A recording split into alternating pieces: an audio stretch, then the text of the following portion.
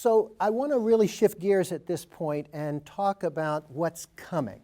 And there is a fair amount of research going on in targeted agents, in immunotherapy, novel chemotherapy agents, and we're expecting some important new trials, phase 1, 2, early 3 kinds of studies. So we're going to kind of spread this around a little bit. And Heinz, I'm going to pick on you first to talk a little bit about new chemotherapy. So there's a new fluoropyrimidine on the horizon. There may be a new irinotecan or SN38 on the horizon. Give us a little background on what that's about. I think probably one of the next largest phase 3 studies which could be changed in clinical practice is a drug called Taskon 102.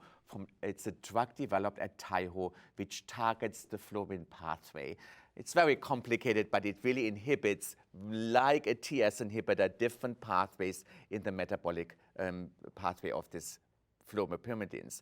And the trial is completed, like the CORRECT trial, in record time. It was a randomized, blinded study against placebo. And I think the results probably I'm not sure if we see at ASCO, but maybe because, you know, it's a third-line study. So I think that could be probably one of the closest studies which could change the way of have additional drug available in patients who are refractory. I think it's very important to know, even it is an inhibitor of the fluoropyrimidine pathway, it has shown efficacy very successfully in patients who have treated with different fluoropyrimidine inhibitors, if this was capecitabine or 5-FU or S1 in the Japanese market. So I think it's a very new and exciting cytotoxic drug, which may become available to us depending on the outcome. So all this talk about new drugs and 5-FU still the hottest thing around? It is. Yeah. It is. 5-FU beyond progression about to be proven. Marwan, there's also another compound that targets SN38, sort of a fancy way of delivering chemotherapy. Any words of wisdom or know much about this compound? So I think there's been different ways of looking at SN38. There's been liposomal SN38 that has been looked at before. We really haven't made a big splash with those agents in the past, but I think there's a couple compounds being evaluated. One is basically linked to an antibody to basically deliver SN38 in the tumor. I think the data is very early at this point to discuss, and we don't have good leads on that. But there's another SN38-based Pegol compound, which basically is of interest, that basically delivers SN38 more effectively into the tumor with some good response rates.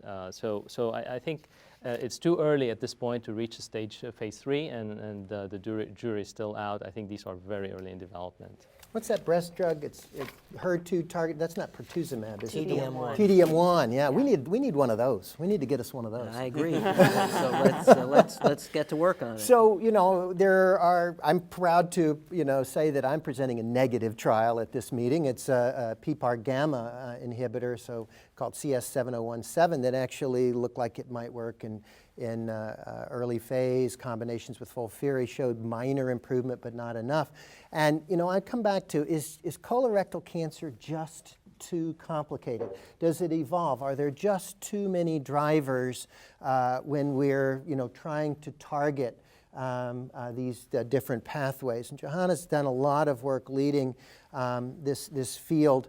Maybe talk a little bit about multiple targeted agents going together, some studies. Where are we with BRAF? Is that a good thing or a bad thing? Right. I think for the colon cancer patients, the patients who are benefiting the most from combination of targeted therapies are the BRAF mutated patients. So 8 to 10% of your patients, but they tend to have a much poorer prognosis overall.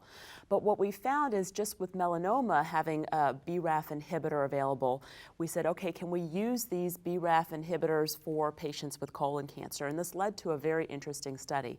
Starting off with just treating with a single agent BRAF inhibitor for patients with BRAF mutated colon cancer, we found that we didn't see the responses that we did in melanoma. So the biggest question became why, and this is where groups like Heinz's group, groups like the Ryan Corcoran's group at MGH worked on looking at what makes colon cancer different than melanoma, and found that colon cancer manages to get around that blockade. So we've started, just like in melanoma, we had the FDA approval recently of combining a BRAF inhibitor with a MEK inhibitor, so hitting the same pathway at 2 different points, showing benefit in melanoma. We tried it in colorectal cancer. Alan was very much involved in that study as well, and found that we improved response rates. And then what we also found was it looks like how the cancer gets around it is it upregulates EGFR. Right? So this might be one of the most important places we could be using EGFR inhibitors. And so now we're looking at triplets, combining EGFR inhibitors with BRAF inhibitors with MEK inhibitors, or doublets of looking at EGFR inhibitors plus BRAF inhibitors. And hopefully we're going to see some data to come that really shows that we're starting to knock down this cancer. As people involved in